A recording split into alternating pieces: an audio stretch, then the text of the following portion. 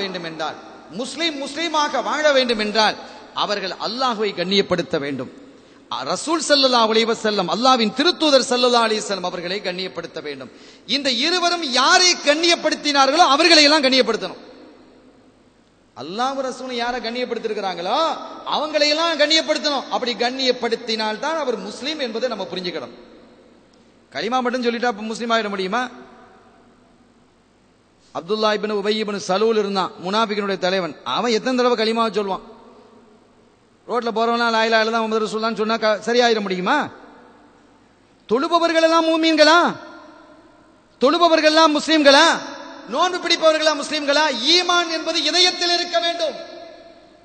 அவங்களும் வந்து தொலைதான் செஞ்சாங்க பள்ளியில, ரசூலுல்லாஹ்வுக்கு பின்னாலேயே தொழுதாங்க. முனாஃபிக்குகள் தொழுதார்களா இல்லையா? ஸல்லல்லாஹு அலைஹி வஸல்லம் அவருடைய சமூகத்திலே வந்து சொல்லவில்லையா, நீங்கள் அல்லாஹ்வினுடைய திருத்தூதர் என்று நாங்கள் சாட்சி சொல்கிறோம்.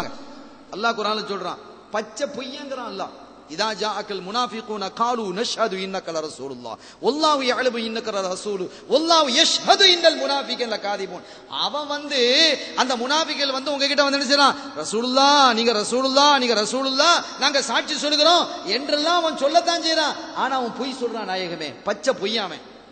அப்ப ரசூலுல்லாஹ் இல்லையா? நீங்க ரசூலுங்கிறது அல்லாஹ்வுக்கு தெரியும், ஆனா அவன் சொல்றது பொய்ங்கறான்.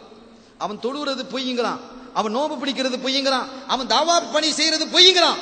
எல்லாம் பொய். பொய்யர்களினுடைய கூட்டம், பொய்யர்களினுடைய கூடாரம். அருமையான பெருமக்களே, தமிழகத்தில் எல்லாம் கூடாரங்கள் கலைந்து கொண்டிருக்கிறது. நீங்க வந்து பார்த்தா தெரியும், கூடாரம் கலகலத்து போயிடுச்சு, எல்லாம் வெட்ட வெளிச்சமாகிடுச்சு. எங்கிருந்து பணம் வருகிறது என்பது வெளிச்சமானது, எங்கிருந்து இவர்கள் தூண்டப்பட்டார்கள் என்பது வெளிச்சமாகிறது.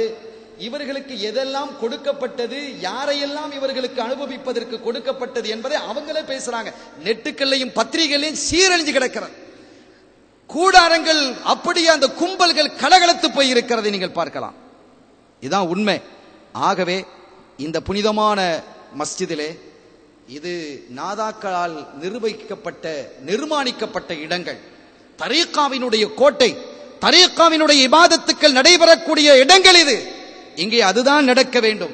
மற்றவைகளுக்கு இடம் இருக்கக்கூடாது என்று நீங்கள் நினையுங்கள். அதன் மூலமாக சில இழப்புகள் உங்களுக்கு ஏற்படலாம். அந்த இழப்பு ஆகிரத்தில் பாக்கியத்தை உங்களுக்கு தரும். இழப்பு ஏற்படுவது என்பது ஒன்றை இழந்தால் தான் இன்னொன்றை பெற முடியும். நீங்க உழைச்சி உங்களுடைய சக்தியை இழந்தால் தான் சம்பளத்தை பெற முடியும், இல்லையா? ஒரு பொருளை கொடுத்தால்தான், பணத்தை கொடுத்தால்தான் ஒரு பொருளை வாங்க முடியும். ஒன்றை இழந்தால் ஒன்றை பெறலாம், துனியாவை இழந்தால் ஆகிரத்தை பெறலாம்.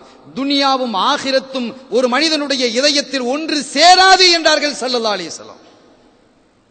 எனவே அற்புதமான தரீகா, ஷாதுலியா தரீகா, அபுல் ஹசன் ஷாதுலி நாயகம் ரலியல்லாஹு தஆலா அவர்களுடைய மேன்மை, அவர்களுடைய மகத்துவம் சொல்லுவதற்கு வார்த்தைகள் இல்லை, வாக்கியங்கள் இல்லை, மொழி இல்லை. அவ்வளவு தூய்மையான பரிசுத்த வாழ்க்கை, நேரிய நேர்மையான வாழ்க்கை. அன்னலம் கண்மணி ஸல்லல்லாஹு அலைஹி வஸல்லம் அவர்களுடைய வழி தோன்றல்களிலே வந்த வார்த்தை. அதை கூட எழுதுறாங்க பத்திரிகையில, ரசூல் ஸல்லல்லாஹு அலைஹி வஸல்லம் கூட வழி தோன்றலுக்கு கிடையாதுன்னு எழுதுறாங்க. ஷாதுலி நாயகத்தை அவங்களுக்கு அதுக்கு சம்பந்தம் இல்லை, அது பொய்யா எழுதி வச்சிருக்கிறாங்கிறாங்க. சுப்ஹானல்லாஹ். என்ன எதையும் விட்டு வைக்காதவர்கள் இவர்கள், யாரையும் விட்டு வைக்காதவர்கள். அல்லாஹ்வாலும் அவனுடைய திருத்தூதராலும் நேசிக்கப்பட்ட பெருமக்கள் யாராக இருந்தாலும் அவங்களெல்லாம் தொடர்ச்சி எடுத்துறணும் என்று கங்கணம் கட்டிக்கொண்டு யூதர்களால் புஷ் பண்ணப்படக்கூடியவர்கள், யூதர்களால் புஷ் பண்ணப்படக்கூடியவர்கள், புஷ் தெரியும் தானே, புஷ் பண்ணக்கூடியவர்களாக இருக்கிறார்கள். எனவே அருமையான பெருமக்களே, அதற்கு நம்முடைய இதயத்தில், நம்முடைய இல்லத்தில், இந்த மண்ணில் இடம் கொடுக்க கூடாது. சத்தியத்தின் வாயிலாகத்தான் நாம் நடக்கணும். ஒற்றுமை என்பது அவசியம். அதே சமயம் அல்லாஹுவை, அவனுடைய திருத்தூதரை, இருவராலும் வாழ்த்தப்பட்ட பெருமக்களை தூஷணமாக பேசக்கூடிய ஒருவனோடும் ஒற்றுமையாக இருக்க வேண்டும் என்று நீங்கள் எதிர்பார்த்தால் அந்த ஒற்றுமையை அல்லாஹ் கபூல் செய்ய மாட்டான். அந்த நிலையை அல்லாஹ் ஏற்றுக்கொள்ள மாட்டான். ஒற்றுமையை இஸ்லாம் வலியுறுத்துகிறது. வல்லலம் கண்மணி நாயகம் ஸல்லல்லாஹு அலைஹி வஸல்லம் அவர்கள் வலியுறுத்துகிறார்கள். மார்க்கம் வலியுறுத்துகிறது, வஅத்தஸிமு பிஹப்லில்லாஹி ஜமீஆ வலா தஃபர்ரகு, நீங்கள் அல்லாஹ்வினுடைய கயிற்றை பற்றி பிடித்துக் கொள்ளுங்கள், பிரிந்து விடாதீர்கள், ஒற்றுமையாக இருங்கள் என்று சொல்கிறான். ஆனால் அந்த அல்லாஹ் யாரை வாழ்த்தினானோ, அந்த அல்லாஹ் யாரை போற்றினானோ, அந்த அல்லாஹ் யாரை புரிந்து கொண்டானோ அவர்களை குறை கூறக்கூடியவர்களுடன் அவர்கள் என்ன குறை கூறினாலும் பரவாயில்லை, ரசூலுல்லாஹ்வை எப்படி பேசினாலும் பரவாயில்லை, அல்லாஹ் பொய் சொல்வான்னு பேசினாலும் பரவாயில்லை, அவங்களோடு நாங்கள் ஒற்றுமையாக இருப்போம் என்றால் இது அல்லாஹ்வுக்கும் ரசூலுக்கும் பொருந்தாது என்பதையும் நீங்கள் புரியணும். அதையும் நீங்கள் புரிந்து கொண்டு நமது உயிரிலும் மேலான கண்மணி ஸல்லல்லாஹு அலைஹி வஸல்லம் அவர்களின் வாயிலாக அருமந்த தோழர்களாகிய சஹாபிகள் எந்த வழியை போதித்தார்களோ அந்த சஹாபிகளினுடைய வழியிலே தாபியன்கள், தபஅத் தாபியன்கள், தரீக்கத்தினுடைய ஷேகுமார்கள், எங்களுடைய மதுஹபுக்குரிய இமாம்கள் என்ன வழியை காட்டினார்களோ அந்த வழியிலே நின்று வாழும் காலமெல்லாம் நிச்சயமாக இந்த சமுதாயம் ஒற்றுமையாக இருக்கும். ஒரு தகவல், இந்தியாவில் ஒரு பெரிய பத்திரிகை, ஆங்கில பத்திரிகையில ஒரு பெரிய ஆய்வு எழுதியிருக்கிறாங்க. இந்த சன்னி முஸ்லீம் தான், சுன்னத் ஜமாத் முஸ்லீம்களுக்கு சன்னி முஸ்லீம் தான் இந்தியாவில் சொல்லுவாங்க. இங்க எப்படி சொல்றாங்க, பிற மதத்தில் உள்ளவர்கள் சொல்றாங்க, இந்த பூமியில சன்னி முஸ்லீம்களால் எந்த குழப்பமும் இல்லை. அவங்க எழுதியிருக்கிறான். ஒரு பெரிய ஆய்வு, முஸ்லீம் அல்லாத ஒரு பெரிய சர்ச் பண்ணக்கூடிய ஒரு ஆய்வாளர் எழுதியிருக்கிறார், சன்னி முஸ்லீம்களால், சுன்னத்து ஜமாத் முஸ்லீம்களால அவங்க இந்த பூமியில பல பகுதிகளிலே நிறைவாக வாழ்ந்து வருகிறார்கள், எண்ணிக்கையில் அவர்களும் அதிகமாக இருக்கிறாங்க, அவர்களால இந்த பூமியில் பிரச்சனை இல்லை. டெரரிஸ்ட் என்பதெல்லாம் இதற்கு மாற்றமான பிரிவிடம் தான் இருக்கிறது எழுதியிருக்கிறான். ஒரு ஆய்வு வெளியிட்டிருக்கிறாங்க.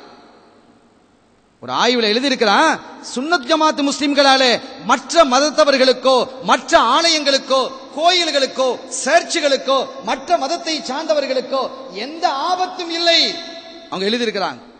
நம்ம யாரும் போய் அடிக்கிறோமா பிடிக்கிறோமா? அருமையான பெருமக்களே, ஆனால் ஆபத்தெல்லாம் யாரின் மூலமாக ஏற்படுகிறது?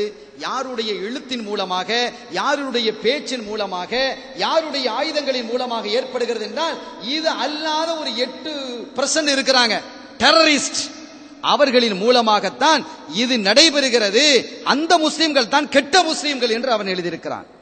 அருமையானவர்களே, இந்த சமூகத்தாலும் உலகத்திலே வாழக்கூடிய அத்துணை மக்களாலும் அங்கீகரிக்கப்பட்டவர்களும் சுன்னத் ஜமாத் தான், அல்லாஹுவாலும் ரசூலாலும் அங்கீகரிக்கப்பட்டவர்களும் சுன்னத் ஜமாத் தான் என்பதை நாம் புரிந்து கொண்டு அந்த கொள்கையில் உறுதியாக நின்று தரீக்கத்தினுடைய அமல்கள் நம்முடைய இல்லங்களிலும் மஸ்ஜிதுகளிலும் சிறப்பாக நடைபெறுவதற்கு நாம் உறுதுணையாக இருக்கணும். இந்த அமல்கள் அழகான முறையில் நடந்து வந்தாலே போதுமானது, எல்லா முசீபத்து நீங்கிடும், எல்லா முசீபத்து நீங்கிடும். நான் பலமுறை சொல்லி இருக்கிறேன், பெருமக்கள் சொல்லுவார்கள், ஒரு ஷேக் சொல்லுவாங்க, அவங்க சொல்லுவாங்க, இருட்டை விரட்டுவதற்கு தடி தேவையில்லை, ஒரு குச்சியை கொண்டு வந்து அடிக்கணும் இருட்டை, லைட்டை போட்டா இருட்டு தானா போயிடுது. நீங்க சுவிட்சை போட்டா வெளிச்சம் வந்துடுது, வெளிச்சம் வந்துட்டா இருட்டு தானா போயிடும். தரீக்கத்தினுடைய அமல்கள் என்பது லைட் மாதிரி, வெளிச்சம் மாதிரி, நீங்கள் அதை செய்யுங்கள், மற்ற குழப்பங்கள் எல்லாம் நீங்கிவிடும், வீடுகள்ல பிரகாசம் இருக்கும் என்று சொன்னார்கள். எனவே மதுஹபினுடைய அமல்கள், தரீக்கத்தினுடைய அமல்கள் நம் இல்லங்களிலும் மஸ்ஜிதுகளிலும் இந்த ஊரிலும் எல்லா பகுதிகளிலும் நடைபெறுமையானால் நிச்சயமாக எல்லா ஃபித்னாக்களும் சோதனைகளும் நீங்கிவிடும் என கூறிக்கொண்டு அத்தகைய சுபிட்சமான வாழ்வை அல்லாஹ் எனக்கும் உங்களுக்கு நம்மை சார்ந்தவர்களுக்கும் தந்து நிம்மதியான, சங்கடம் இல்லாத, பிரச்சனை இல்லாத, சத்தியமான, நேர்மையான, நீதியான, அல்லாஹ்வாலும் அவனுடைய திருத்தூதர் ஸல்லல்லாஹு அலைஹி வஸல்லம் அவர்களாலும் ஏற்றுக்கொள்ளப்பட்ட இந்த சுன்னத்துல் ஜமாத் என்ற சத்திய கொள்கையிலே நின்று வாழ்வதற்கு, குறிப்பாக அவர்களால் வாழ்த்தப்பட்ட சஹாபிகளை மனநிறைவோடு ஏற்றுக்கொள்ளக்கூடியவர்களாகும் அல்லாஹ் என்னையும் உங்களையும் நம்மை சார்ந்தவர்களை மாக்கி அருள்பாலிப்பானாக. எல்லாம் வல்ல அல்லாஹ்வின் அருளையும் ஸல்லல்லாஹு அலைஹி வஸல்லம் உடைய ஷஃபாத்தையும் பெறுவோமாக. வாய்ப்பளித்தமைக்கு நன்றி. வாஹிரு தஅவானா அல்ஹம்துலில்லாஹி ரப்பில் ஆலமீன். வஸ்ஸலாமு அலைக்கும் வரஹ்மத்துல்லாஹி வபரகாத்துஹு. லா இலாஹா இல்லா